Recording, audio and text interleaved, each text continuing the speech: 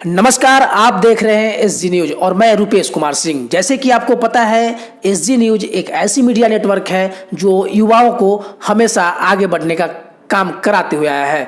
वैसे ही मैं आज हमारे पास जो बैठे हुए हैं शख्स है, उनका नाम निखिल सिंह राठौर है, जो कि राष्ट्रीय युवा संघ के राष्ट्रीय अध्यक्ष भी है। आज मैं इनसे बात करूंगा, ये जो संघ बना है इतने कम रूम में, आखिर में उनका क्या मोटो है, उस संघ के बारे में वो हमें बताएंगे। सबसे पहले तो बहुत बहुत स्वागत है आपका हमारे एसजी न्यूज। बहुत धन्यवाद सर।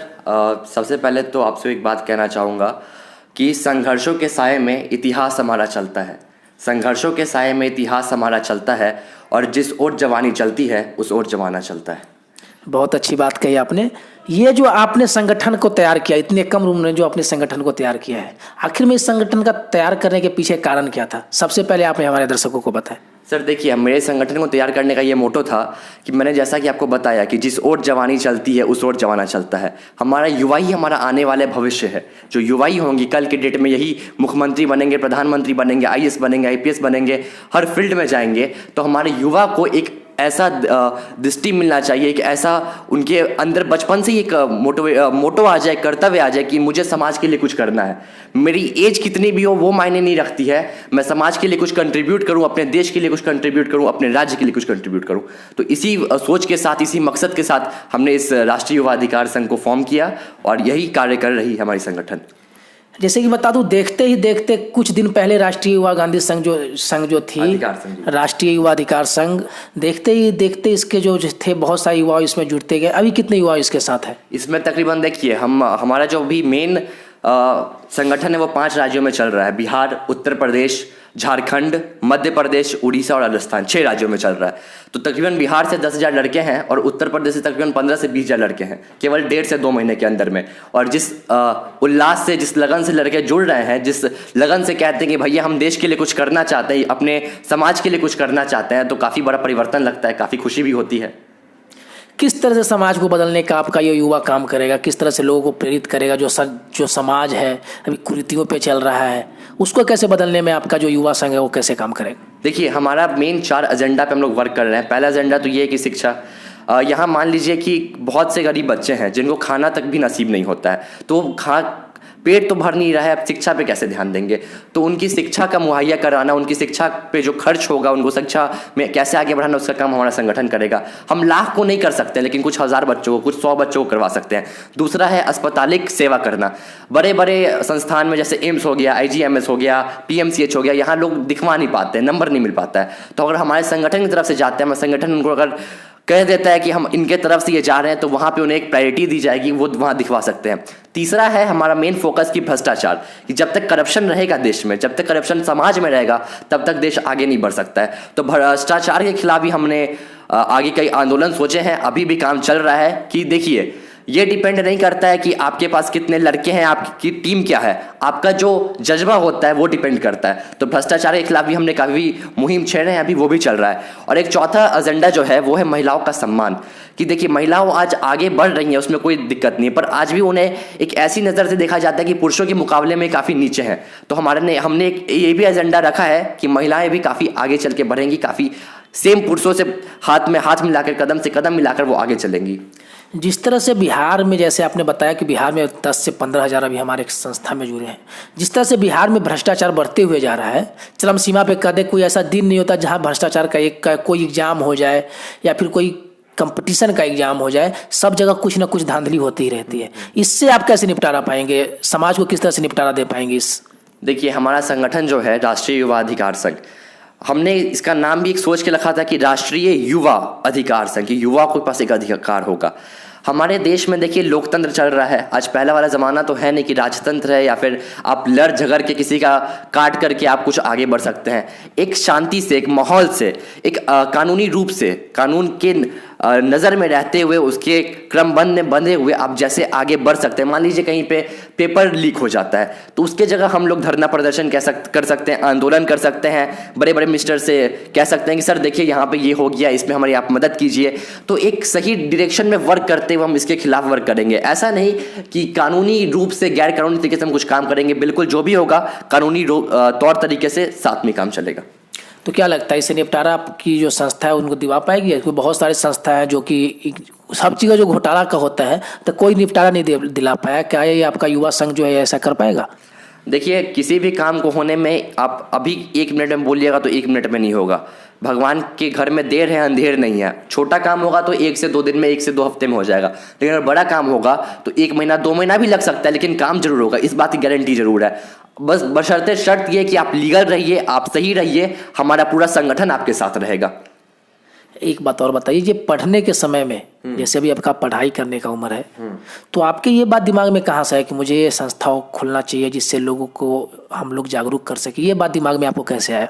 काफ़ी अच्छा सवाल है सर आपका। ये सवाल मुझसे आए दिन लोग पूछते भी रहते हैं। तो देखिए, पढ़ाई तो मेरी चल रही है, स्टडी भी चल रही है, लेकिन स्टडी की चलते चलते साथ में आज हम लोग ये देखते हैं कि हमारा जो युवा है पढ़ाई करता है, ठीक है मानते हैं, लेकिन उसके अलावा जो टाइम बचता है, बच्चा 24 घंटे तो पढ़ाई करेगा नहीं, बाकी जो टाइम बचता है खेल कूद में, खेलना ठीक है, लेकिन कुछ बाहर आवारागर्दी करने को बहुत लोग निकल जाते हैं, अपना टाइम वेस्ट करते हैं। उसी टाइम को अगर हम अपने देश के लिए, अपने समाज के लिए एक ग्रुप बनाते हैं, एक संगठन फॉर्म करते हैं जो हम ही लोग के लिए, हमारे समाज के लिए, अपने देश के लिए काम करेगा, तो इससे ज़्यादा खुशी और क्या हो सकती है। और यहाँ तक मैं एक बात खुद मानता हूँ कि एक सच्चा सामाजिक कार्यकर्ता ऐसा व्यक्ति होता है ना किसी उसे ना कोई पेंशन मिलती है, ना कोई तनख्वाह मिलती है, ना कुछ सुख सुविधाएं, फिर भी वो देश के लिए लगा हुआ है। तो सोचिए उसके अंदर में क्या डिवोशन होगा, क्या डिवोटी बंदा होगा वो।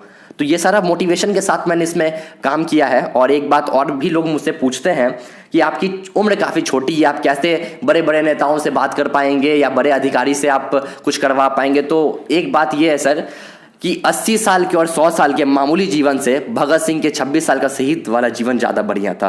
अभिमन्यु का 13 साल का युद्ध का जीवन, जिसने उसमें वीर गति प्राप्त हुई, ये ज़्यादा बड़ा था। तो ये डिपेंड करता है कि आपकी कांटा छोटा भी हो फिर भी चुभता है। आपके अंदर जज्बा होना चाहिए, आपके अंदर मोटिवेशन होनी चाहिए, आपके अंदर एक लगन होनी चाहिए कि जी हाँ मैं ये कर सकता हूँ। और आप बस एक फोकस ये करके चलिए कि हमारा जो समाज है, हम बदलेंगे तो समाज बदलेगा। केवल ज्ञान देने से नहीं होगा, अगर हम अपने अंदर कुछ चेंजेस करेंगे। आज मैं बात करता हूँ 1000 लड़कों को, 10,000 लड़कों को, बहुत बोलते हैं भैया प्रणाम सर, ये काम है वो काम है, सब बिल्कुल आपका काम बिल्कुल होगा, लेकिन जब तक मैं खुद कुछ चेंजिंग नहीं कर सकता हूँ, अपने अंदर कुछ चेंज नहीं कर पाऊंगा, तो मैं दूसरे को कैसे सलाह दे सकता हूँ? तो हमने इसी का सोचते हुए, काफ़ी विस्तार करते हुए, अपने अभिभावकों का से बात करते हुए संगठन को फॉर्म किया, इसके बारे में उन्हें बताया, उन्होंने भी कहा कि अच्छी बात है, आप कीजिए, इस पे देश के लिए आप कुछ कर रहे हैं, तो ये काफ़ी अच्छा चीज़ है। किसी भी संस्था को चलाने के लिए पैसा बहुत इंपॉर्टेंट होता है। बिना पैसा के आप कोई भी संस्था नहीं चला सकते हैं, किसी का सेवा करने का भाव हो या किसी भी तरह का हो। जैसे कि आपके संगठन में है, आपका संगठन बिना पैसा के तो चलेगा नहीं।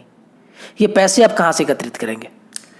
देखिए, जैसे आपको मैं एक बात बता देते हैं, हमारे संगठन में जुड़ने के लिए 50 रुपये सदस्यता की फ़ीस है। 50 रुपये सदस्य। आप किसी भी पद पे रहेंगे, पद मतलब आप जिला अधिकारी, मतलब जिला अध्यक्ष आपको बना के दिया गया, उपाध्यक्ष बना दिया गया, उस पर आपका पैसा नहीं लगेगा, क्योंकि आप संगठन में अगर जुड़ते हैं सदस्य के तौर पे, तो आपसे 50 रुपये का आपको रसीद दिया जाता है, नियुक्ति पत्र या फिर मेंबरशिप का सर्टिफिकेट जो आपको दिया जाता है। आप एक बात हमें बताइए सर, अगर 15,000 लड़के जुड़ते हैं, 15,000 लड़के 50-50 रुपया भी देंगे तो कितने लाख रुपये हो गए? तकरीबन 7.5 लाख रुपये हो गए। 7.5 लाख रुपये हो गए। 7.5 लाख रुपये अगर देश की सेवा, उसी राज्य की सेवा में, मान लीजिए 10 जिले से लड़के आते हैं, 10,000 लड़के हो गए, 50-50 रुपये वो सभी देते हैं। उन्हीं के ज़िले में वो लाखों लाख रुपये अगर लगता है तो उनको भी लगेगा कि भाई हमने पैसा जो दिया इनके पॉकेट में नहीं गया, हमारी ही ज़िले में गया, हमारे ही समाज में गया, हम ही के लोगों में हेल्प किया। और यहाँ पे एक एक चीज़ का हिसाब दिया जाएगा। आप जिला अध्यक्ष हो, राष्ट्रीय में कोई पद हो, प्रदेश में कोई पद हो, उससे कोई मतलब नहीं है, हर एक व्यक्ति के पास उसका हिसाब दिया जाएगा। तो ये है, हमने कभी भी ये नहीं है कि आप लाखों रुपया फंड के तौर पे दीजिए, बिल्कुल नहीं। आप सदस्य बनते हैं, सदस्यता का वो दीजिए, सदस्य बनते जाएंगे, फंड आते रहेगा।